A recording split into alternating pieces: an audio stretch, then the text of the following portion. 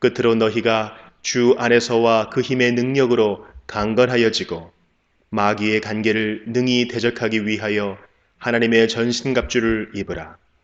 우리의 씨름은 혈과 육을 상대하는 것이 아니요 통치자들과 권세들과 이 어둠의 세상 주관자들과 하늘에 있는 악의 영들을 상대함이라.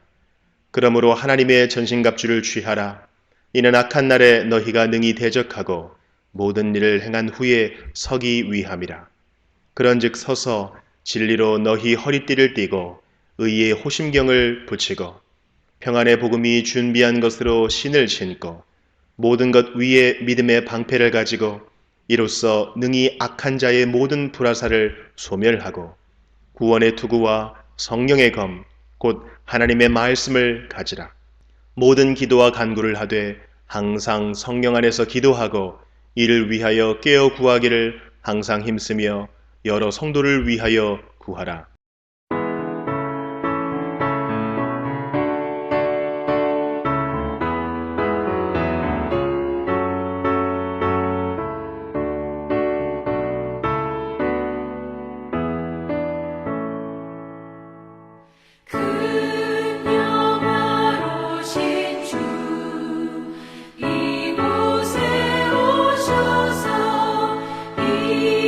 이모인 자들로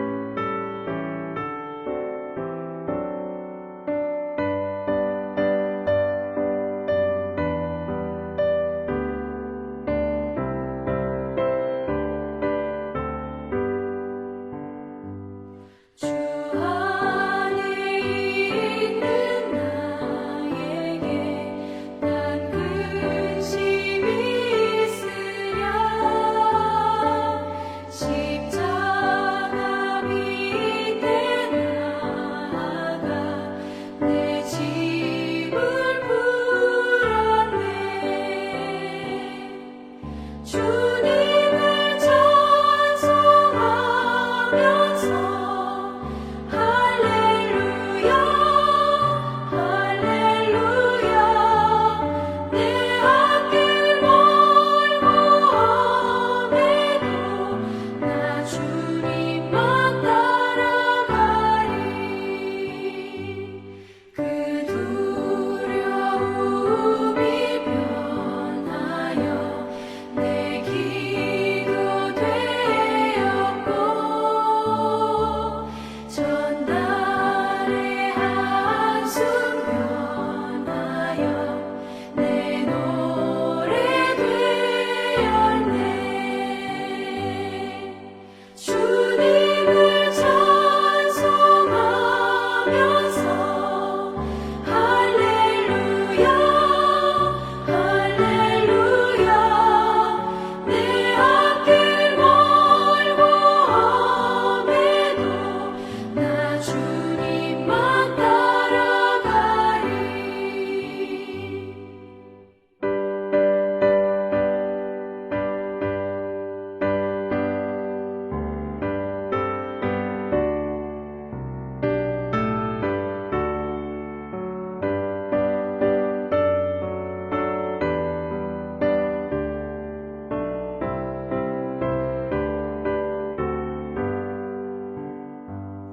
내 주는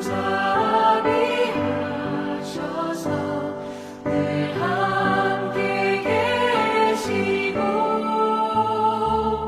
내 궁핍 밤을 하시고 늘 채워주시네 주님을 찬송하면서 할렐루야 할렐루야 내 앞길 멀고 험해도 나 주님만 따라가리 내 주와 맺은 언약은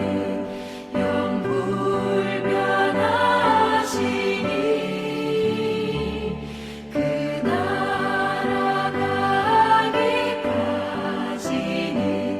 늘 보호하시네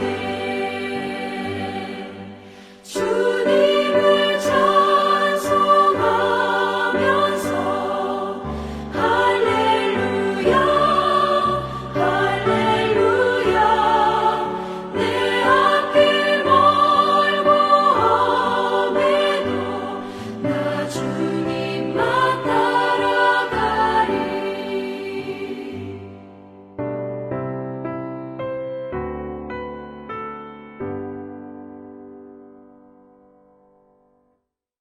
오늘은 요한복음 16장 1절부터 살펴보겠습니다.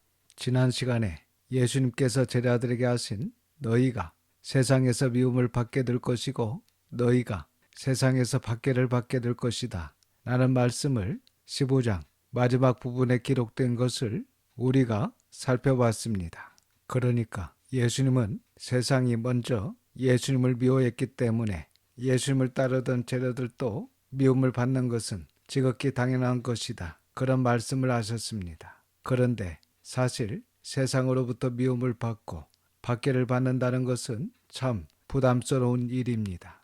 그래서 예수님께서 그런 말씀을 하신 이후에 오늘 본문 16장에서 위로의 말씀을 주십니다. 그러니까 우리가 세상으로부터 미움을 받고 박해를 받을 때에 우리를 위로해 주시는 분이 바로 성령 하나님이시다 라는 말씀을 해 주십니다. 그래서 요한복음 16장에 성령 강림에 대한 말씀이 나옵니다. 그리고 이 말씀은 예수님께서 제자들에게 하신 고별 설교 중에 마지막 설교 말씀입니다. 먼저 1절부터 15절까지는 성령 강림에 대한 약속의 말씀인데 함께 살펴보도록 하겠습니다. 1절입니다.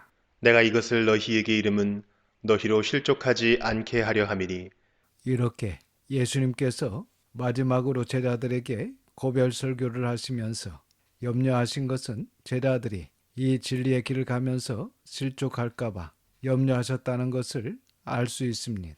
2절입니다. 사람들이 너희를 출교할 뿐 아니라 때가 이르면 무릇 너희를 죽이는 자가 생각하기를 이것이 하나님을 섬기는 일이라 하리라. 본문에 때가 이른다는 말은 예수님께서 곧 세상을 떠나신 후 있게 될 제자들과 성도들의 박해의 때, 순교의 때를 가리킵니다. 그리고 제자들과 성도들이 유대 공동체에서 출교를 당할 뿐만 아니라 수많은 박해와 고난과 함께 심지어 죽게 될 일들이 있을 것이라고 말씀하셨습니다. 그런데 이렇게 제자들과 성도들을 박해하는 사람들은 그것이 하나님을 섬기는 일이고 하나님을 위한 일이라고 생각한다는 것입니다. 그래서 사울도 자기의 열심을 하나님을 위한 열심으로 착각하고 스데반 집사님을 죽이는 일에 동참했고 예수님을 믿는 그리스도인들 곧 성도들을 잡아 박해하기 위해 다메섹으로 갔던 것입니다. 3절입니다. 그들이 이런 일을 할 것은 아버지와 나를 알지 못함이라.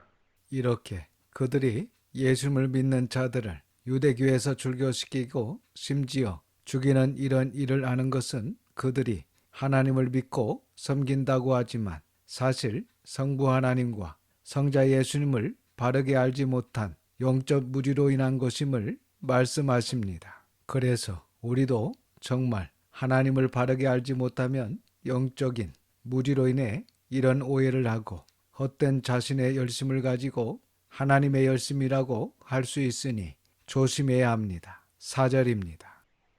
오직 너희에게 이 말을 한 것은 너희로 그때를 당하면 내가 너희에게 말한 이것을 기억나게 하려 함이요 처음부터 이 말을 하지 아니한 것은 내가 너희와 함께 있었음이라. 이 말씀은 예수님 공생의 기간에는 핍박의 대상이 예수님이었습니다. 그러나 이제 예수님께서 죽으시고 부활하셔서 승천하시고 난 다음에는 그 핍박이 제자들에게 있게 될 것이기 때문에 제자들에게 미리 말씀하셔서 그 박해의 때에 예수님께서 하신 말씀을 기억하고 실족하지 않게 하기 위함이었다는 것입니다. 그래서 우리도 말씀으로 바르게 준비해 놓아야 앞으로 닥칠 여러 재앙과 환난과 박해로 어려움이 있을 때에 읽고 듣고 공부한 하나님의 말씀을 기억나게 하셔서 실족하지 않게 될 것입니다. 5절과 6절입니다. 지금 내가 나를 보내신 이에게로 가는데 너희 중에서 나더러 어디로 가는지 묻는 자가 없고 도리어 내가 이 말을 함으로 너희 마음에 근심이 가득하였도다.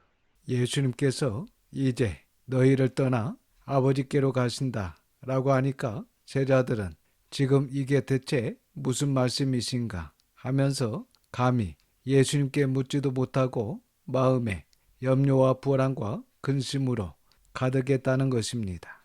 7절입니다. 그러나 내가 너희에게 실상을 말하노니 내가 떠나가는 것이 너희에게 유익이라. 내가 떠나가지 아니하면 보혜사가 너희에게로 오시지 아니할 것이요 가면 내가 그를 너희에게로 보내리니.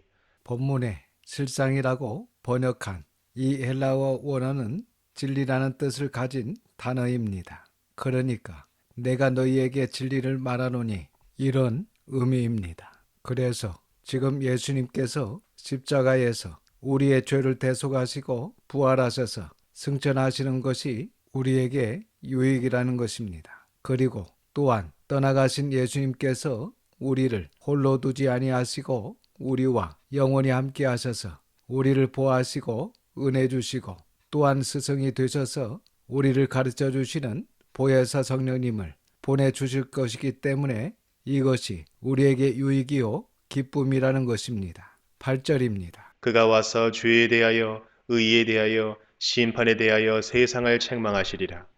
성령님이 오시면 행하실 사역을 말씀하십니다. 그러니까 앞에서 성령님이 오셔서 먼저 예수님께서 가르쳐 주신 말씀을 기억나게 하십니다. 그리고 더불어 세상을 책망하실 것을 말씀하시는데 먼저 죄에 대하여 그리고 의에 대하여 심판에 대하여 세상을 책망할 것이다 라는 말씀을 하십니다. 여기서 책망하시리라는 헬라어 엘렌크세이는 엘렌코의 미래형으로 훈계하다, 죄를 깨닫게 하다, 잘못을 꾸짖다라는 의미입니다. 그래서 성령님이 오시면 죄에 대하여, 의에 대하여, 심판에 대하여 깨닫게 하시고 훈계하시고 또한 잘못을 꾸짖다는 말씀입니다. 9절입니다. 죄에 대하여라 함은 그들이 나를 믿지 아니하며 사실 세상에 많은 죄가 있지만 역시 죄는 예수님을 믿지 않는 것이 죄입니다. 그러니까 죄라는 것이 하나님께서 하라고 하신 것을 안 하거나 하나님께서 하지 말라고 하신 것을 하는 것이 죄입니다. 그런데 예수님께서 오셔서 하나님의 뜻을 완성하셨고 하나님의 율법을 완전케 하셨습니다. 그렇기 때문에 그 예수님의 말씀을 따르지 않고 그 말씀을 믿지 않는다면 그것이 바로 죄라는 것입니다. 그래서 성령님께서 오셔서 예수님의 말씀이 명확히 무엇인지를 다 밝히시고 사람이 그 말씀 앞에 죄인이다 라는 것을 부인하지 못하게 하신다는 말씀입니다. 10절입니다. 의에 대하여라 함은 내가 아버지께로 가니 너희가 다시 나를 보지 못하며 이 말씀의 뜻은 세상은 참된 의인 그리스도를 정죄하였으나 성령님께서는 세상의 의에 대하여 책망하시고 그리스도가 옳다는 것을 증거하신다는 말씀입니다. 로마서 10장 2절과 3절에 사도 바울은 내가 증언하노니 그들이 하나님께 열심히 있으나 올바른 지식을 따른 것이 아니니라. 하나님의 의를 모르고 자기 의를 세우려고 힘써 하나님의 의에 복종하지 아니하였느니라고 하십니다. 그러니까 세상은 자기의 잘못된 의를 세우려고 참된 의인 예수님을 십자가로 정죄했다는 것입니다. 하지만 성령님께서 오셔서 부활하여 하나님 아버지 품으로 돌아가신 예수님의 완전한 의를 증거하시고 세상의 의에 대하여 분명히 책망하실 것이다 라고 말씀하고 계십니다. 11절입니다. 심판에 대하여라 함은 이 세상 임금이 심판을 받았음이라. 본문의 세상 임금은 사탄의 세력을 의미합니다. 그러니까 예수님께서 십자가에서 죽으시고 부활하심으로 말미암아 세상 임금이 이미 심판을 받았다는 것을 성령님이 오셔서 증거하신다는 말씀입니다. 본문을 잘 보시면 세상 임금이 심판을 받을 것이다 라고 했습니까? 아니면 심판을 받았다 라고 했습니까? 이미 심판을 받았다 라고 말씀하십니다. 요한복음 5장 24절에 내가 진실로 진실로 너희에게 이르노니 내 말을 듣고 또 나 보내신 이를 믿는 자는 영생을 얻었고 심판에 이르지 아니하나니 사망에서 생명으로 옮겼느니라고 말씀하십니다. 이렇게 예수님을 믿는 자는 영생을 얻었고 심판에 이르지 아니하나니 사망에서 생명으로 옮겨졌다 라고 말씀하신 것처럼 예수님의 죽으심과 부활하심으로 세상 임금 사탄의 세력은 이미 심판을 받은 것이다 라는 말씀입니다. 이것을 성령님이 오셔서 증거하신다는 것입니다. 12절과 13절입니다. 내가 아직도 너희에게 이를 것이 많으나 지금은 너희가 감당하지 못하리라. 그러나 진리의 성령이 오시면 그가 너희를 모든 진리 가운데로 인도하시리니 그가 스스로 말하지 않고 오직 들은 것을 말하며 장래일을 너희에게 알리시리라. 이렇게 성령님이 오시면 천지창조와 역사의 의미 그리고 예수님께서 오신 목적과 예수님의 십자가의 죽으심, 부활, 승천 그리고 재림까지 이 모든 과거, 현재, 미래의 모든 일들에 대하여 알게 하시는데 이 또한 예수님께서 성령님도 스스로 말씀하시지 않으시고 오직 들은 것을 말씀하신다는 것입니다. 그래서 이러한 것들을 종합적으로 봤을 때 성령님께서 인도하시는 모든 진리라는 것은 성경 말씀입니다. 그러니까 지금은 창세기부터 계시록까지 하나님의 계시가 완성되었기 때문에 이 성경 외에 다른 진리는 없습니다. 그래서 성령님은 스스로 말씀하시지 않고 성령님의 감동으로 쓰여진 이 성경을 통해 우리에게 말씀하시고 깨닫게 하시기 때문에 직동 계시라든지 성령님께서 나에게 말씀하신다 라는 이상한 말을 하는 사람들의 현혹에 빠져서는 안 됩니다. 이미 성경을 통해 다 말씀하셨기 때문에 이 말씀을 알아듣는 것이 중요합니다. 그래서 우리가 이 기록된 말씀을 알아듣지 못한다면 하나님의 말씀을 바르게 알아듣고 깨달을 수 있도록, 그리고 말씀대로 순종할 수 있도록 성령님의 도우심을 위해 기도해야 합니다. 14절과 15절입니다. 그가 내 영광을 나타내리니 내 것을 가지고 너희에게 알리시겠습니다. 무릇 아버지께 있는 것은 다 내 것이라. 그러므로 내가 말하기를 그가 내 것을 가지고 너희에게 알리시리라 하였노라.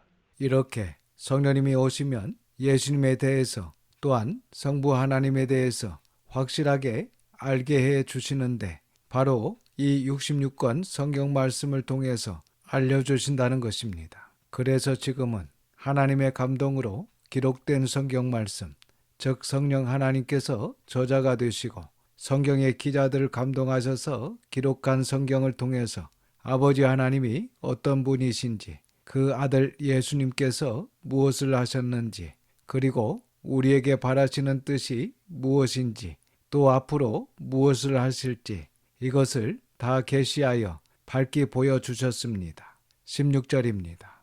조금 있으면 너희가 나를 보지 못하겠고 또 조금 있으면 나를 보리라 하시니, 이 말씀은 예수님께서 이제 몇 시간 후면 십자가에서 죽으실 것을 말씀하십니다. 그리고 3일 후에 예수님께서 다시 부활하셔서 제자들에게 보이실 것을 말씀하는 것입니다. 사실 우리는 주어진 말씀을 통해서 이것을 다 알고 있지만 당시 제자들은 예수님의 이 말씀을 전혀 이해하지 못했습니다. 그래서 17절 이하에 말씀을 하십니다. 17절에서 19절입니다. 제자 중에서 서로 말하되 우리에게 말씀하신 바 조금 있으면 나를 보지 못하겠고 또 조금 있으면 나를 보리라 하시며, 또 내가 아버지께로 감이라 하신 것이 무슨 말씀이냐 하고, 또 말하되 조금 있으면이라 하신 말씀이 무슨 말씀이냐, 무엇을 말씀하시는지 알지 못하노라 하거늘, 예수께서 그 묻고자 함을 아시고 이르시되 내 말이 조금 있으면 나를 보지 못하겠고 또 조금 있으면 나를 보리라 함으로 서로 문의하느냐.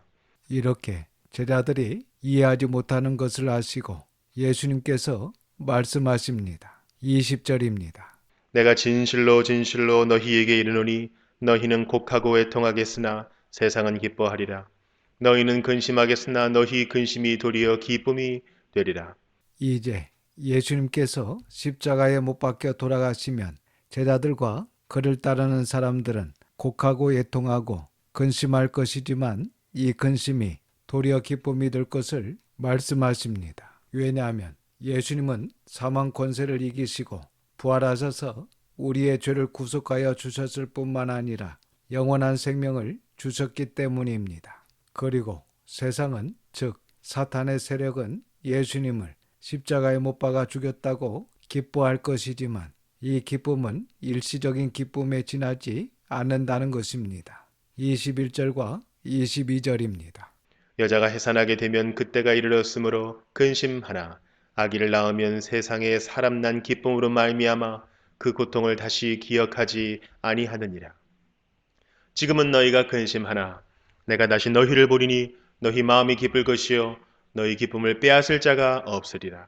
그렇습니다. 세상의 기쁨 중에 가장 큰 기쁨은 아이를 낳는 기쁨입니다. 임산부가 아이를 낳을 때는 그 고통도 심하고 생명을 잃을 수 있다는 불안으로 근심하게 됩니다. 하지만 아이를 낳은 후에는 아이를 낳은 기쁨으로 인해 그 고통을 잊어버린 것처럼 지금은 너희가 근심하나 예수님께서 십자가에서 죽으시고 다시 3일 만에 부활하심으로 말미암아 우리에게 주어진 이 부활의 기쁨은 그 누구도 빼앗아갈 수 없다는 것입니다. 여러분, 이것을 믿습니까?